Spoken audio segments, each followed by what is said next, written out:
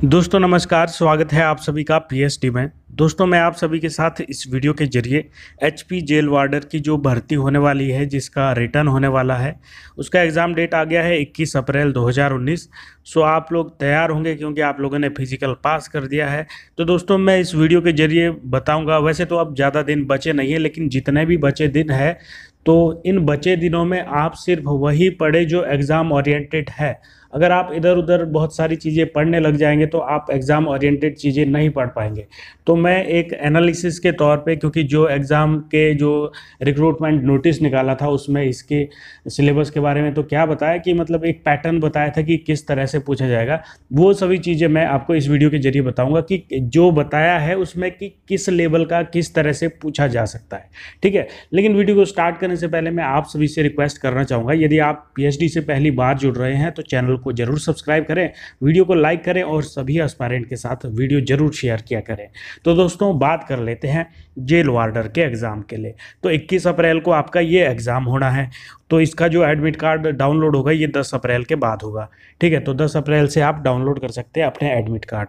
तो दोस्तों जो ये एग्ज़ाम है तो ये सबसे पहले तो यही समझना होगा कि सर एचपी पुलिस का भी एग्ज़ाम होता है, सेम क्या उसी तरह से होगा? तो मैं आपको बता दूं कि जिस तरह से आप एचपी पुलिस का क्वेश्चन पेपर देखते हैं, एचपी पुलिस कांस्टेबल का, सेम उसी तरह से इसका क्वेश्चन पेपर भी रहने वाला है। दोस्तों इसके सिलेबस में साफ तौर पे दिया गया है कि इसमें 85 प्रश्नों का 85 अंकों का एक पेपर आएगा, जिसमें कि आपके सभी जितने भी जो भी सब्जेक्ट रखे हैं इन्होंने सब के सब बराबर अंकों में आएंगे। जैसे इन्होंने सब्जेक्ट बताए हैं आपका बताया है जीएस बताया है, और उसके बाद आपका मैथमेटिक्स और साइंस बताया है, कंबाइंड है मैथमेटिक्स और साइंस। अगर हम बात करें, ये टोटल सब्जेक्ट 5 बन रहे थे, तो इसमें अगर मैथ और साइंस की बात करें तो कुल इसके 17 प्रश्न आएंगे दोनों के। ठीक है, तो अगर इंडिविजुअली मैथ की बात करें तो 6 से 7। ठीक है, तो चलिए और भी बात करते हैं। तो अगर मैं और सब्जेक्ट की बात करूँ तो रीजनिंग के आएंगे 17 प्रश्न। ठीक है, और अगर इसी तरह से बात करें हिंदी व्याकरण की तो हिंदी व्याकरण के भी आपके 17 प्रश्न आ जाएंगे, और अगर हम इंग्लिश की बात करें तो इसके भी 17 प्रश्न आ जाएंगे। तो ये आपके कुल मतलब 5 सब्जेक्ट हो जाते हैं। तो इन 5 सब्जेक्ट पे सर इसका मतलब देखिए जीएस भी सर बहुत बड़ा हो जाता है इसका सिलेबस। तो सर इसको कैसे कवर करें, कैसे रिवाइज करें? इतना हिस्ट्री है, इतना पॉलिटिकल है, इतना ज्योग्राफी है। तो सबसे पहले मैं जीएस पे ही बात कर लेता हूँ आपके लिए। तो दोस्तों अगर जीएस आप इस एग्ज़ाम के लिए पढ़ने वाले हैं, हिस्ट्री वगैरह सब चीज़ें ढिंका फलाना जो भी, तो ये सब बेकार होने वाला है, क्योंकि इस एग्ज़ाम में ज़्यादातर स्टैटिक जीके आती है। और अगर हाँ हिस्ट्री से कोई ऐसा गिना चुना प्रश्न पूछ लिया जो किसी के पिता का नाम या फिर किसी वंश के संस्थापक का नाम, इस तरह का कोई गिना चुना प्रश्न पूछा जा सकता है। बाकी आपको कोई ना कोई दिवस पूछ लिया जाएगा, कोई ना कोई राजधानी पूछ ली जाएगी, या कोई हेडक्वार्टर पूछ लिया जाएगा किसी देश किसी संगठन का, या फिर मतलब संगीत से मतलब जो भी होते हैं स्टैटिक जीके कि कौन सा नृत्य कहाँ होता है, कौन सा पार्क कहाँ पे है, इस तरह की जो भी तमाम स्टैटिक जीके बता रहा हूँ मैं। जैसे ज्योग्राफी के भी, जैसे कि एशिया महाद्वीप कहाँ है, मतलब एशिया महाद्वीप में कितने देशों की संख्या, मतलब ये जो महाद्वीपों से जुड़ी जानकारी है, कौन सा महाद्वीप सबसे बड़ा है और कौन सा झरना कहाँ है सबसे बड़ा, सबसे बांध, ये सब कौन सी नदी पे बना है, इस तरह की जो जीके है इसको स्टैटिक जीके बोलते हैं। ठीक है, तो इस तरह की जीके ज़्यादा पूछी जाएगी इस एग्ज़ाम में। अगर आप हिस्ट्री पॉलिटिकल वगैरह पढ़ने लग जाओगे तो शायद मुझे लगता है कि आप अपना टाइम वेस्ट करेंगे। और यहाँ तक कि मैं कहना चाहूँगा कि जितने भी अगर कोई क्लरिकल के क्वेश्चन पेपर मिल रहे हैं आपको, उसमें जो स्टैटिक जीके पूछी गई है उनको रिवाइज कर लीजिए, उसको कहीं एक पेज में लिख लीजिए, फटाफट ज़्यादा से ज़्यादा क्वेश्चन को देख लीजिए जीएस के लिए। अगर आप किताब खोलने लग जाएंगे, किताबों में इतना ज़्यादा दिया गया है जीएस जो कि इतने दिनों में कवर करना मुश्किल है। हाँ, अगर आप काफ़ी समय से प्रिपरेशन कर रहे थे बहुत अच्छे से, तो आपने नोट्स भी बनाए होंगे, तो उसको ही रिवाइज कर लीजिए। लेकिन मुझे लगता है कि इसके लिए जो एक ओरिएंटेड स्टडी है, ओरिएंटेड मतलब स्ट्रैटेजी है, वो यही रहेगी कि आप स्टैटिक जीके रिवाइज कर लीजिए, क्योंकि आपने पढ़े हुए होते हैं स्टैटिक जीके ओवरऑल, कहीं ना कहीं किसी ना किसी एग्जाम में देखे हुए होते हैं। ठीक है, तो जीएस के लिए रही ये बात। अगर बात करें हम सर की मैथमेटिक्स में क्या आएगा, सर मैथमेटिक्स तो बहुत बड़ा सिलेबस हो जाता है सर। तो दोस्तों मैं आपको बता दूं, मैथमेटिक्स में अगर आपको सिंपली अगर 8 क्वेश्चन आ रहे, 8 में से अगर आपको 5 क्वेश्चन सही करने हैं कम से कम, तो मैं आपको बता दूं सिंप्लीफिकेशन करो। सिंप्लीफिकेशन में आपकी कैलकुलेशन फास्ट होनी चाहिए। ठीक है, और आपका परसेंटेज करो, परसेंटेज से कोई ना कोई क्वेश्चन आ जाएगा। ठीक है, जो यूनिट बोल रहा हूँ, जो चैप्टर बोल रहा हूँ, अगर वो ही कर लेंगे तो आप एग्जैक्टली निकाल दोगे एग्जाम। ठीक है, और साधारण ब्याज और चक्रवृद्धि ब्याज में से भी कोई ना कोई सवाल पूछ लेगा आपको। फिर गारंटी भी नहीं ले सकता मैं, लेकिन पूछ जरूर लेगा। जो हम अगर देखें इनका एग्जाम पूछने का तरीका, क्वेश्चन पेपर पूछने का तरीका, जब इस लेवल के एग्जाम होते हैं तो वहाँ पे इस तरह के ही बहुत नॉर्मल क्वेश्चन पूछे जाते हैं, क्योंकि इसमें समय कम होता है और क्वेश्चन थोड़े ज़्यादा लगते हैं, क्योंकि थोड़े से कैलकुलेटिव होते हैं। ठीक है, तो इसलिए थोड़ा टाइम लग जाता है। और क्षेत्र मृत्यु 2 डायमेंशन में आता है आपका, आयत आता है, वृत्त आता है, वर्ग आता है। इनमें से कोई ना कोई प्रश्न आपको उठा करके पूछ लिया जा सकता है त्रिभुज में से। ठीक है, इनमें से कोई भी एक प्रश्न मतलब पूछ सकता है, बहुत सिंपल वाला। तो बेसिक फॉर्मूले थोड़े से याद कर लीजिएगा। और जो ये समय और कार्य वाला जो प्रश्न होता है, इसमें से भी कोई ना कोई प्रश्न टपक पड़ता है। और एक मिश्रण वाले से में से भी कोई ना कोई प्रश्न टपक पड़ता है। और इसी तरह से एवरेज में से भी कोई ना कोई प्रश्न आ जाता है। और चाल और समय से भी कर लीजिएगा। तो अगर आप इतना ही कर लेते हैं मैथ का बेसिक, इसकी भी इतने लेवल पे मत जाए कि आप एसएससी लेवल पढ़ने लगे। तो मैं बता रहा हूँ कि बहुत जीरो लेवल का पढ़िएगा इनको, ताकि बेसिक होना चाहिए क्लियर। देखो बात है बेसिक क्लियर होने की। ठीक है, ऐसा नहीं है कि मैं बता रहा हूँ कि आपने देख लिया वो काफ़ी है, ऐसा नहीं है कि आपने क्वेश्चन रट लिया वो काफ़ी नहीं है। लेकिन अगर इन चैप्टरों के आपके बेसिक क्लियर है तो शायद आप मैथ के जितने क्वेश्चन आ रहे हैं उसमें से अगर 8 क्वेश्चन आ रहे हैं, 8 में से आप कुछ नहीं तो आप 5 कर जाएंगे आराम से। ठीक है, तो लेकिन जैसे बाकी के बच्चे 8 या 9 क्वेश्चन जो साइंस के आएंगे वो किस तरह के आएंगे सर? देखिए साइंस में भी कुछ नहीं कह सकते। साइंस में अगर ज़्यादातर देखा जाए इस तरह के एग्जामों में जो पूछा जाता है, कोई ना कोई मात्रक पूछ लेगा, कोई ना कोई विटामिन से जुड़ा सवाल पूछ लेगा, कोई ना कोई आपको जो ये ग्रह वगैरह है इनसे कोई सवाल पूछ लेगा। तो मतलब जो एकदम से नॉर्मल सी है कि मतलब जो वायरस वगैरह के बारे में जानकारी, कौन सी बीमारी किससे होती है, इस तरह के जो ज़्यादातर प्रश्न अक्सर देखने को मिलते हैं ये ही अक्सर पूछे जाते हैं। बहुत ज़्यादा डिटेल से साइंस नहीं पूछा जाता है, नॉर्मल सी साइंस पूछी जाएगी, जिसके लिए कि अगर आप पूरी किताब पढ़ने लगेंगे वो काफ़ी नहीं है। एक मतलब काफ़ी नहीं है का मतलब वो बहुत ज़्यादा है, जो कि पूरा नहीं हो पाता है और कन्फ्यूजन ज़्यादा क्रिएट होता है। तो यहाँ पे आपका एक दायित्व बनता है कि एक आप क्वेश्चन पेपर भी देखिए एचपी पुलिस के पुराने 2-3 साल के।